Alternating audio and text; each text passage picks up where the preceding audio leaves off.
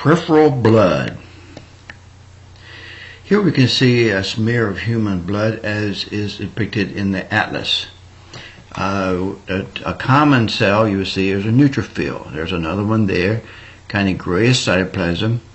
A lobulated nucleus. Nucleus is in lobes, and really dark staining heterochromatin is what we see.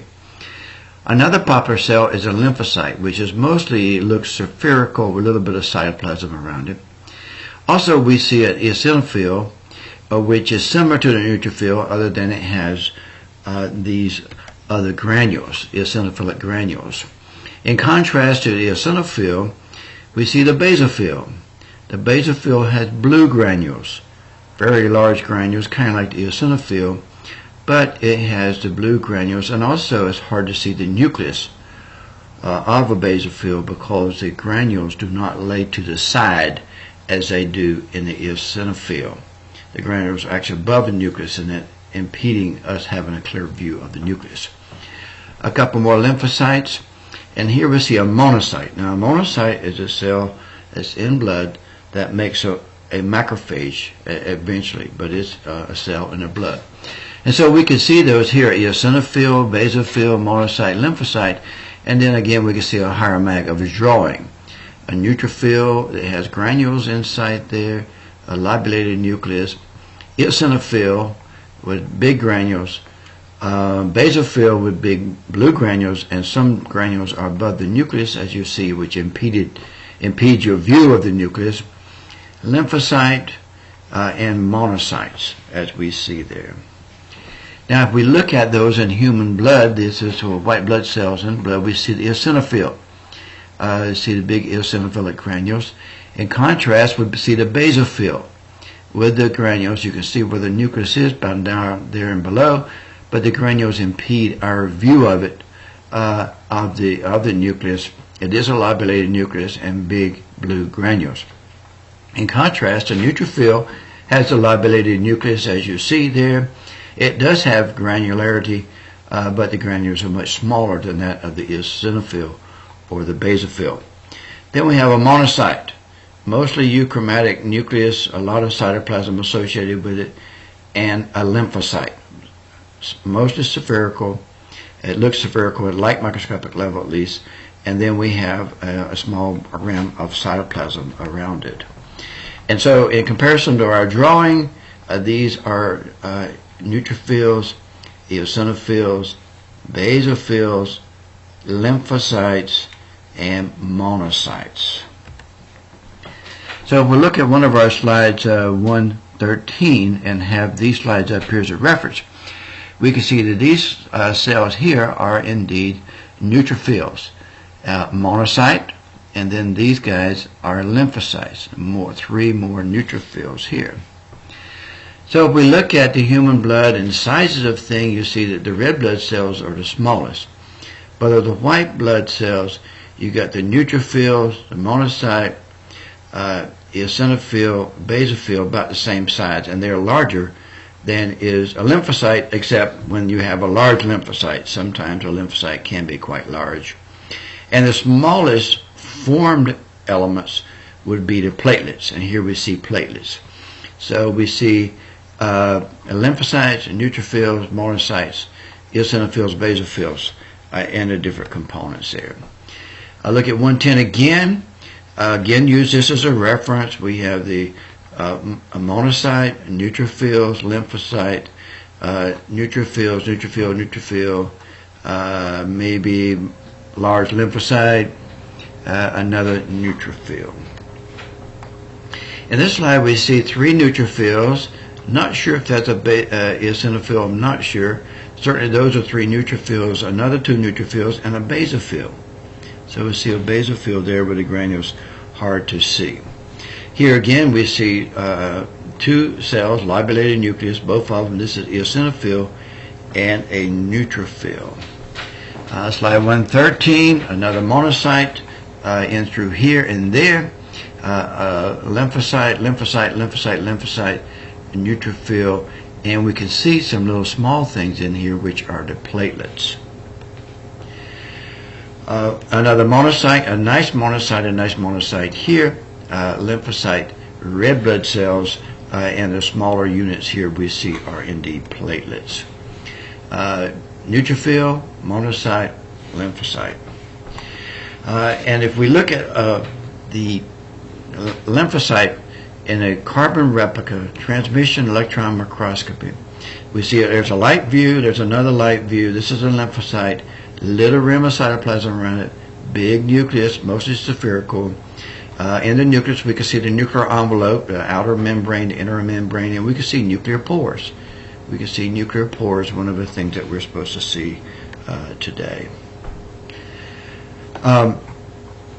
Here, as we look at the different cells in the blood, we can see the lymphocytes came down through a series and ultimately produced lymphocytes that we saw in the blood.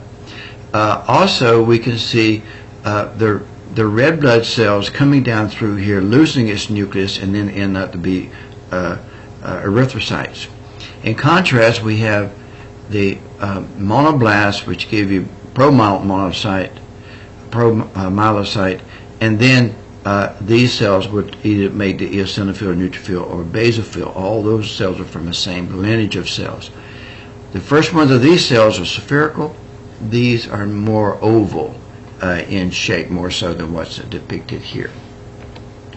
So if we look at the bone marrow, we can see some cells that have a spherical nucleus. Here's one right here. And then there's another one, a darker nucleus. There's another one there, and there's another one. All these are part of the red blood cell line. Here we can see a larger one here, like a polychromatic normoblast, and then these were normoblasts in through there. If we look at these with electron microscopy, we can see a nurse cell. Here's its nucleus, and there's the nurse cell inside there. And we can see some polychromatic normoblasts. You can see nuclear pores still attached, but the nucleus is condensing, ultimately to be removed from these cells. And these cells are polychromatic because they have ribosomes and they still have hemoglobin is being added, but they still have some ribosomes associated with hemoglobin being pink, a ribosome being blue. That makes them polychromatic.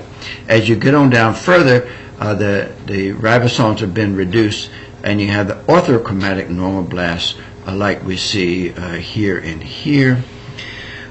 If you look at the bone marrow again and instead of looking for spherical nuclei, you look at those with an oval nucleus. Oval nucleus. Those are the ones that's going to set and going to be granulocytes.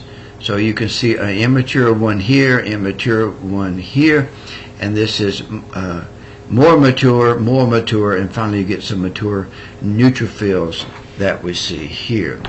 So again, if we look at the bone marrow, we can see different phases of neutrophil development. In the bone, in the blood itself, you see the mature neutrophils is what you see in the blood, but this is the marrow, and we're looking at the marrow over here. So we see some lymphocytes, some erythrocytes, some red blood cells. Also, we see some orthochromatic normoblasts about to pop out some things. Reticulocyte, which is a precursor to the red blood cell, but it's more developed than is the normoblast that we see here. Finally, you get the red blood cell. But also here you see a neutrophil developing. It's a lobulated nucleus, and we see some granules here. And these granules are much smaller than they are in this eosinophil. Eosinophil has very large granules, and the granules have a crystalline core, a crystal in the core itself that we can see here. But here we do have specific granules as well as these larger granules. The specific granules are kind of dumbbell shaped, as we'll see a little later on. So the cells that are not spherical will go into the lines of making neutrophils, basophils, or the eosinophils.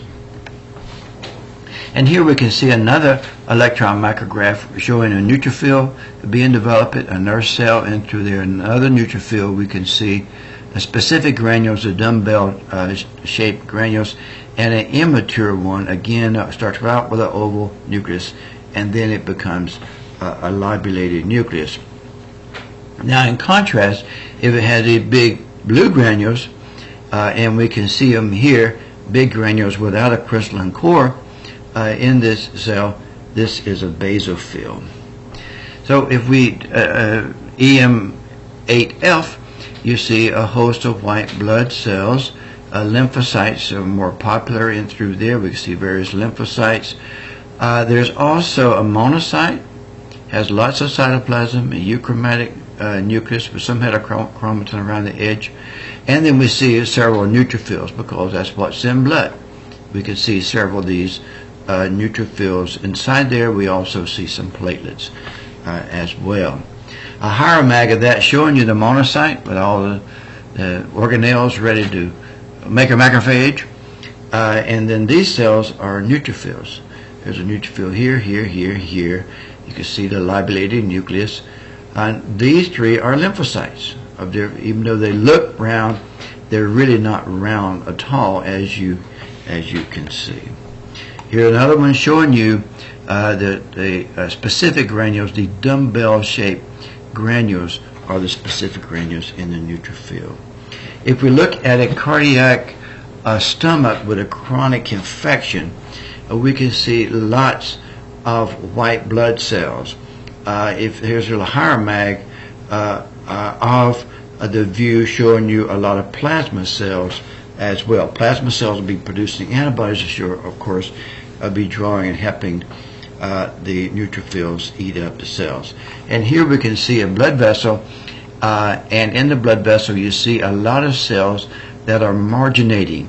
That is, they are attached to the surface of the membrane, this little venule, and they are going to migrate out into this region where there is a chronic infection. Here you can see these probably neutrophils, even though it looks like eosinophilic granules, they're probably neutrophils going out through there. We see a monocyte in through there, a lot of cytoplasm, euchromatic nucleus, projections off that would be associated with development of a macrophage from the monocyte.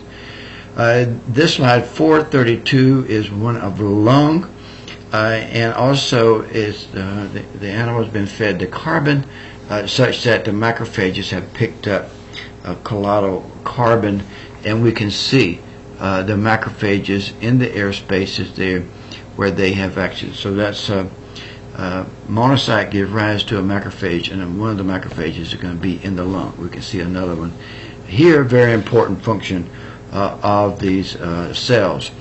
So the monocyte, the monocyte, and then ultimately it produces a macrophage. We also saw in the chronic, we saw the plasma cells, the lymphocytes actually produce the plasma cells. So B lymphocytes produce a plasma cell. The next component is actually the megakaryocytes, which are producing platelets. Platelets do not have a nucleus in them. They're actually pinching off components of the megakaryocyte, the biggest, largest cell that you have in the bone marrow. And here at 12C, we can see one of those megakaryocytes. There's this nucleus. It's multinucleated phagocytic cell capable of phagocytizing. It's a multinucleated non-phagocytic cell. It produces platelets, and we can see all these different components in through there that will facilitate the production of platelets. In fact, if you look at the cytoplasm, you can see there's little vesicles inside there, and that would be very conducive to pinching off platelets associated with it. So we see the multinucleated megakaryocyte production of platelets, and basically what happens, the cell is outside the bloodstream, but the projections of the cell are inside, and then eventually little ones are pinched off these projections. And here you can see the projections of the cells of the megakaryocyte processes in the blood cells as they pinch off.